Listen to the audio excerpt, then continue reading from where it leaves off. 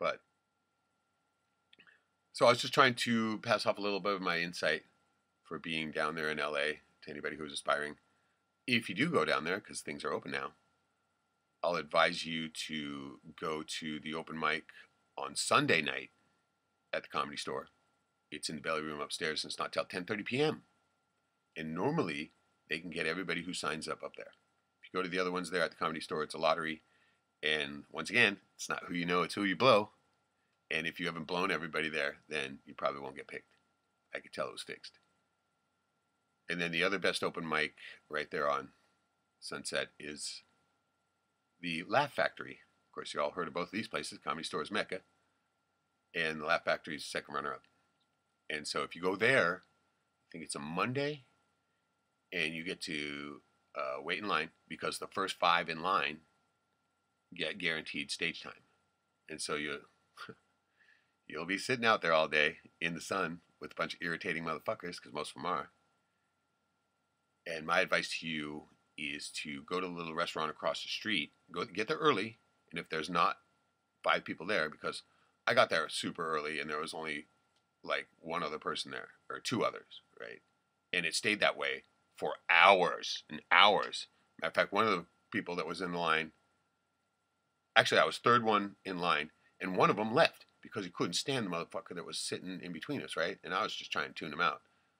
Even though I had seen him at the Comedy Store the night before, and he was actually, he wasn't on stage, but the guy on stage was heckling, and the guy on stage was going back and forth, just fucking tore the guy up. But the guy was funny too, because he was a foreign dude, right? You could hardly understand.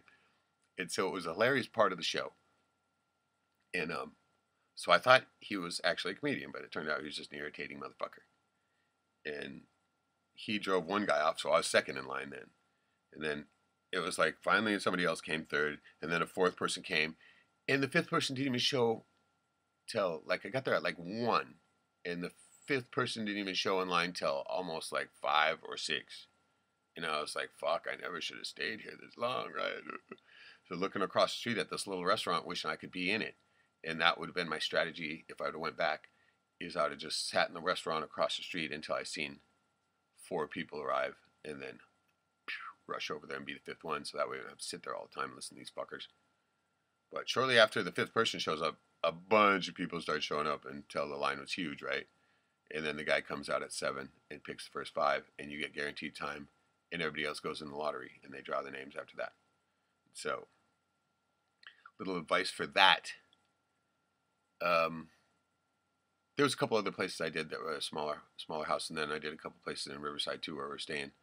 And not really worth mentioning, except for the fact that be prepared. If you're funny, they're going to hate you. So, but anyway, pack light. And if you're not ready to gargle Satan's semen, then don't expect to make it. The reason why I did it was just to go there and not only be able to say that I did stand up in LA, but literally to get the experience. And luckily I did, because I figured out a lot of things after that. And so I hope you stay tuned here and check out some of my stand-up bits in the shorts, and refer back to this video anytime you need to give you a little insight if you're going to LA, or if you ever plan on doing stand-up. Look at it from the point of the audience. Always look at it from the point of the audience. Always read the room. Always be ready to change it up. And the whole thing about the audience too is like, okay, you got to look at it as a symbiosis. See, you don't exist if they don't. What do you call a comedian who isn't with the audience? A stupid motherfucker standing up there talking to himself. Because you and the audience are symbiosis. One doesn't work without the other. And always remember that. Always read the room. Always be cool. And if you're bombing, bow out, because it's bad. As a matter of fact, most people couldn't even go up on stage. When I heard the statistic that more people are afraid of public speaking than they are of dying, I literally couldn't believe it. I was flabbergasted. I'm like, what? They would rather die than get up on stage and have to talk? That, to me, just didn't make sense, but it is a fact. And so if you've ever done stand-up comedy, bravo. bravo, you have done well. You've got more balls than most people. Whether you bombed or not, you got out there and did it. But if you are bombing all the time, I mean, for me, I mean, the first time I bombed, I got damn near thought, oh, well, fuck. Maybe I won't do this. But once again, I looked back and I was like, wait, I used the exact same set that won the comedy contest. And I remember, oh, yeah, fat chick in the audience. Fucking dumbass. So I stuck with it. And then the second time I was stupid enough to do the fat chick joke again first, I bombed again. It was in Hawaii this time. And it was so funny because everything was cool. Everything was cool. All of a sudden, this fucking big fat chick stands right in front of me just as soon as I was starting. And I'm like, no, the fuck way. And I should have just skipped the joke.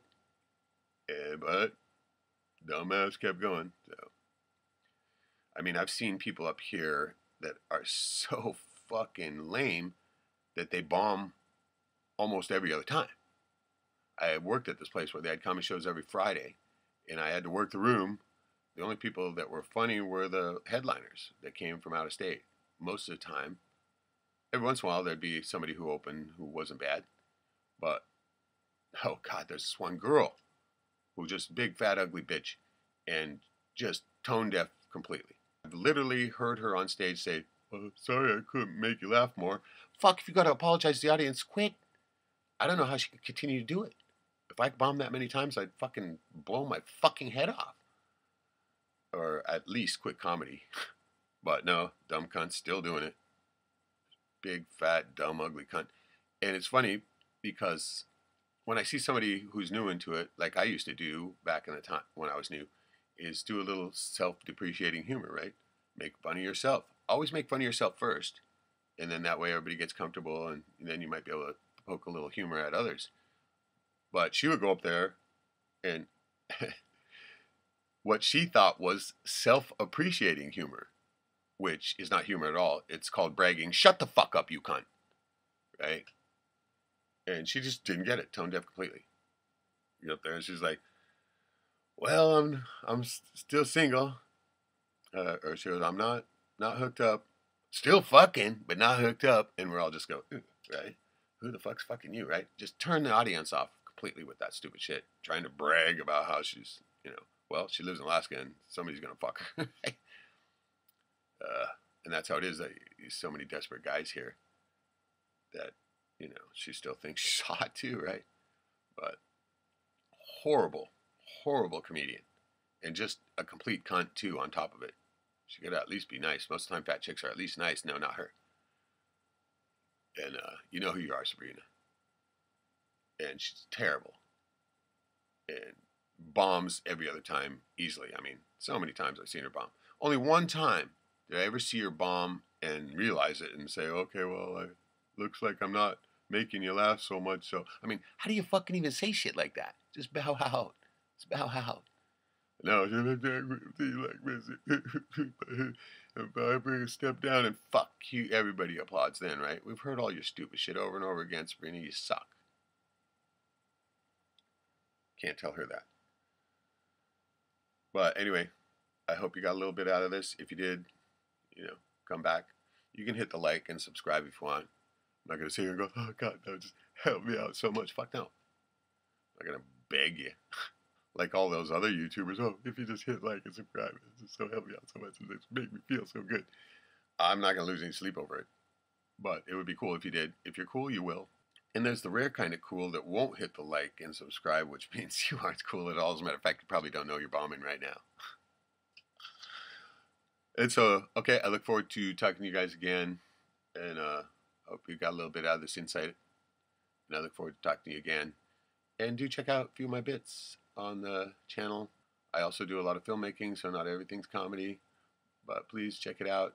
If you want to like and subscribe, I would totally appreciate it. Love you forever. Me love you long time. And we'll see ya in the next video. Cheers.